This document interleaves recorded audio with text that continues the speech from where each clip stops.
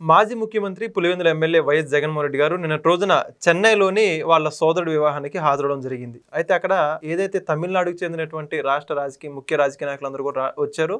అయితే అక్కడ ఏదైనా రాజకీయ సమావేశం జరిగిందా? అక్కడి నుంచి యూపీఏలో చేరడానికి సన్నాహాలు జరిగినట్లుగా కొద్దిమేర వార్తలు అయితే వస్తూ ఉన్నాయి. మరి ఇదే అంశానికి సంబంధించి కొద్దిమేర విశ్లేషణ చేయడానికి మనతో ఉన్నారు senior journalist doctor Kanakadurga Vadlamani గారు. మేడం నమస్కారం అండి. నమస్తే అండి. నిన్న రోజున వైఎస్ జగన్మోహన్ రెడ్డి గారు చెన్నైలో వాళ్ళ పెదనాన్న గారి కొడుకు వివాహానికి హాజరైన విషయం అందరికీ కూడా తెలిసిందే. ఈ సోషల్ మీడియాలో ఫొటోస్ కూడా వైరల్ అవుతున్నాయి. టీవీకే విజయ్తో, అదేవిధంగా స్టాలిన్తో, వీళ్ళందరితో కూడా ఫోటోలు దిగినటువంటి ఇది. అయితే కాంగ్రెస్లో చేరడానికి ఇదేమన్నా పావుగా వాడుకుంటారని కొంతమంది రాజకీయ విశ్లేషకులు వాళ్ళ అభిప్రాయాన్ని చెప్పుకుంటూ ఉన్నారు. ఆ చెన్నై పెళ్లి వేడుకగా ఏం జరిగిందని చెప్పేసి మీరేమంటారు? సో వేదిక పెళ్లిని ఒక రాజకీయ వేదికగా మార్చుకున్నాడా అని చాలామంది అడుగుతున్నారు. ఉండొచ్చు. నిన్నను ఆయన టీవీకే విజయ్ తోటి చాలాసేపు మాట్లాడారు. మనం మొన్నటి వరకు టీవీకే విజయ్ని పవన్ కళ్యాణ్తో పోల్చాం, కానీ కుదరదు. ఎందుకంటే విజయ్ క్రిస్టియన్, జగన్మోహన్ రెడ్డి క్రిస్టియన్. కాబట్టి ఇతను టీవీకే విజయ్కి కొంచెం జగన్తో మాట్లాడే అవకాశాలు ఎక్కువ కనిపిస్తున్నాయి. నిన్న మాట్లాడి ఉంటాడు.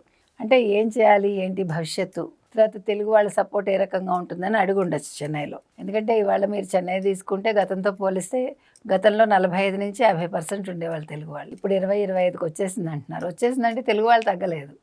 తెలుగు వాళ్ళని ఓటర్ లిస్ట్లో తమిళియన్స్గా మార్చేస్తుంటారు. ఇంకా సంఖ్య పెరిగి ఉంటుంది, తగ్గి ఉండదు. సరే, ఏది ఏమైనా ఇవాళ తెలుగు ఓట్లు కావాలి ఆయనకి. మీకు తెలుగు వాళ్ళ ఓట్లు యాక్చువల్గా డిఎంకేకే ఎక్కువ ఉన్నాయి. 12 మంది తెలుగు ఎమ్మెల్యేలు ఉన్నారు, 4-5 ఎంపీలు ఉన్నారు. కాబట్టి వచ్చే ఎన్నికల్లో డిఎంకే తరఫున ఒక డిప్యూటీ సీఎంని అడిగే అవకాశం ఉందంటున్నారు తెలుగు వాళ్ళు. అయితే తెలుగు వాళ్ళ ఓట్లు టీవీకేకి ఎందుకు పడతాయి? ఇప్పుడు టీవీకేకి కరూరు ఘటన అనేది చాలా మైనస్ అయింది. ఇక్కడ 2 పోలికలు మీరు చెప్పచ్చు. ఒకటి, విజయ్కి రాజకీయ పరిపక్వత లేదు అనేది కరూరు ఘటన ద్వారా నిరూపించుకున్నాడు. ఎందుకంటే అక్కడ ప్రెస్తో మాట్లాడలేదు, ఎటువంటి స్టేట్మెంట్ ఇవ్వకుండా వెళ్ళిపోయాడు. మీకు జగన్మోహన్ రెడ్డితో పోలికలు ఇక్కడ కనిపిస్తున్నాయి. రెండవ రకంగా ఏంటి, జగన్మోహన్ రెడ్డి కారు కింద కార్యకర్త పడితేనే పక్కకి లాగించేసి వెళ్ళిపోతాడు. ఎవరన్నా చచ్చిపోతే వదిలేసి వెళ్ళిపోతాడు, తర్వాత పరామర్శకు వెళ్తాడు. ఇందులో పోలిక కనిపిస్తుంది. తర్వాత జగన్కి కుతంత్రాలు పనడం తెలుసు. విజయ్ కూడా విదేశాల నుంచి కార్లు తెప్పించుకుని ట్యాక్స్లు ఎగ్గొట్టాడు. దాని మీద కోర్టుకు వెళ్ళాడు. ఇంకా తీర్పు అది రాలేదు, జననాయగంది రాలేదు. ఇంకా సినిమా రిలీజ్ గురించి, సినిమా రిలీజ్ బహుశా ఇప్పుడు ఉండదేమో, ఎలక్షన్స్ అయ్యాక ఉంటుందేమో అని కూడా అంటున్నారు. అంటే తొందరపాటు కనిపిస్తుంది మనకి. జగన్కి కూడా తొందరపాటు ఉంది కదా. ఫస్ట్లో తండ్రి శవం అక్కడ ఉండగానే సంతకాలు సేకరించాలనుకోవడం, అంటే ఎవరి పద్ధతి వాళ్ళది, కానీ ఒక సిమిలర్ లైన్స్లో కనిపిస్తుంది. కాబట్టి నిన్న ఆయన కూర్చుని మీరేమన్నా వచ్చి నాకు తెలుగు వాళ్ళు ఉండే ఏరియాల్లో మాట్లాడతారా అని అడిగాడా? ఎందుకంటే టీవీకేకి ఇంకా వేరే వాళ్ళతో పొత్తు పెట్టుకోవడానికి అవకాశం కనిపించట్లే, ఆయన ఇంట్రెస్ట్ చూపించలేదు. మరి కాంగ్రెస్తో వెళ్ళే అవకాశం ఉందా? కాంగ్రెస్ డిఎంకే తోటి వెళ్తుందా? ఇతను మరి సిపిఐ సిపిఎంతో ఏమైనా పెట్టుకుంటాడా? లేదు, ఏఐడిఎంకేతో మరి పెట్టుకోనన్నాడు, తర్వాత బీజేపీతో పెట్టుకోనన్నాడు. మరి బయట నుంచి ఏమైనా సపోర్ట్ చేస్తాడా? ఇవి తేలాలి. ఇప్పుడు బీజేపీది కూడా ఇక్కడ ఆంధ్రప్రదేశ్లో కూడా ఇప్పటికైతే మరి వాళ్ళు జగన్కి దూరంగా ఉన్నారనే తెలుస్తుంది.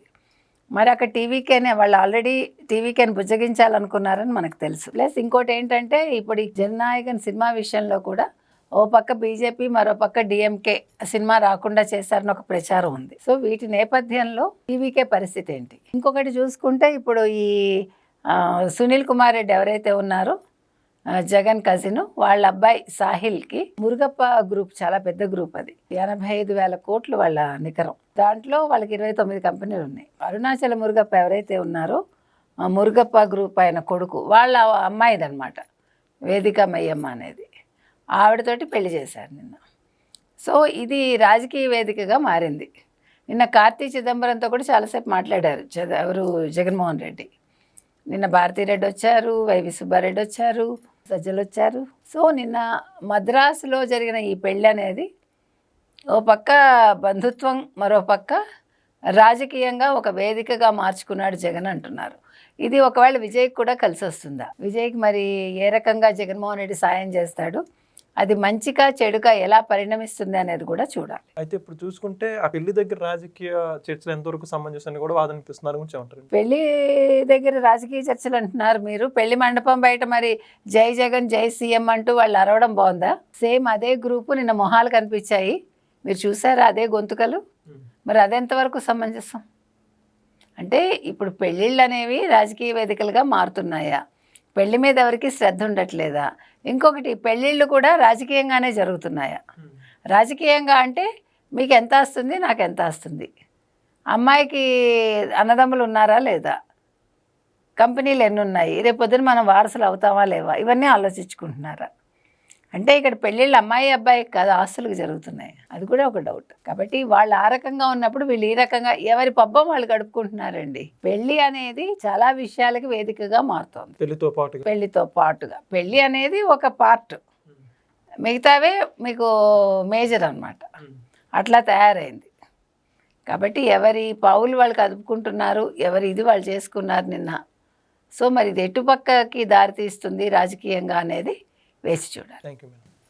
Please subscribe to Leo News for more videos.